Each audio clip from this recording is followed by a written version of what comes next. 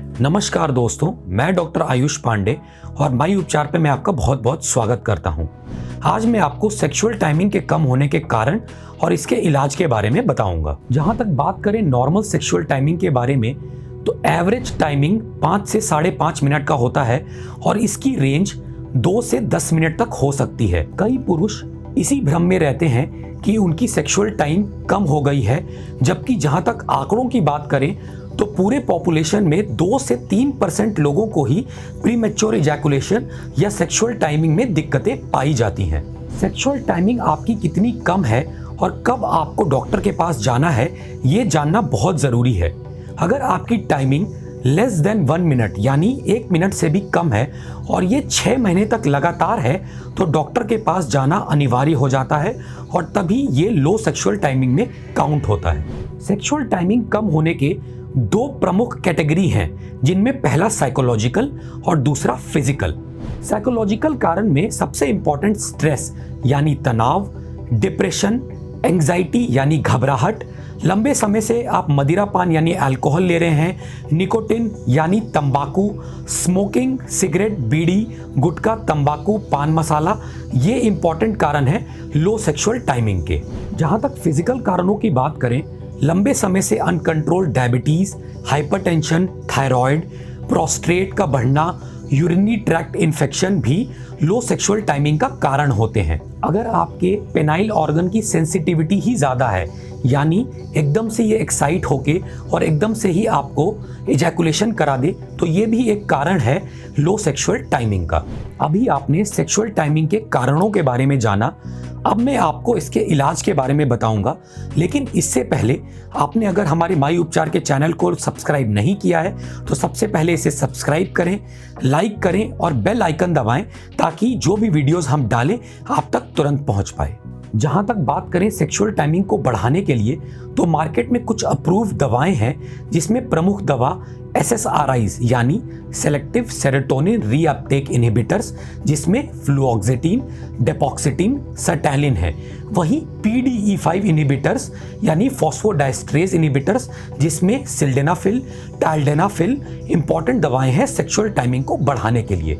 लेकिन ये दवाओं का प्रयोग आप किसी डॉक्टर के निगरानी या उसके सलाह के बाद ही करें। इन दवाओं का कुछ इंपॉर्टेंट साइड इफेक्ट्स भी है, जिसमें पेट दर्द, पतली टट्टी का होना, उल्टी होना या उल्टी जैसा मन करना, वेट गेन होना, अधिक नींद आना, ये हो सकता है।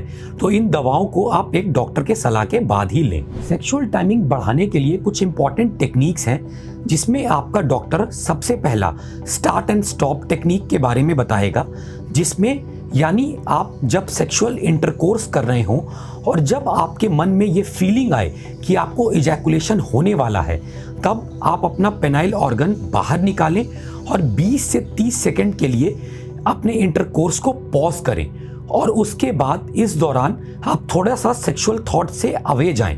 इससे क्या होगा कि जो इजैकुलेशन होने वाला है वो रुक जाएगा। वहीं 20 से 30 सेकंड के बाद आप अपना इंटरकोर्स कंटिन्यू कर सकते हैं। ये करने से आपके सेक्सुअल टाइमिंग में इंक्रीज या बढ़ोतरी कुछ समय के बाद जरूर होगी। दूसरे टेक्निक की हम बात करें, जिसे हम स्क्वीज टेक्निक कहते हैं।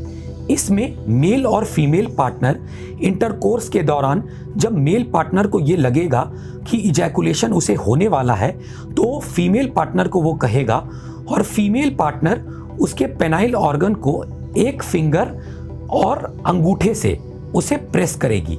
अब पेनाइल ऑर्गन को बहुत धीरे भी प्रेस नहीं करना है और बहुत तेज से भी प्रेस नहीं करना है, जिसकी वजह से दर्द हो।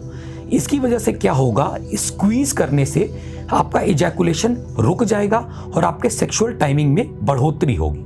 तीसरे टेक्निक की बात करें तो ये एक इंपॉर्टेंट और एक अच्छा टेक्निक है, जिसे हम कीगल एक्सरसाइज कहते हैं। कीगल एक्सरसाइज में सबसे पहले आपको पेनाइल ऑर्गन की मसल के बारे में पता लगाना पड़ेगा।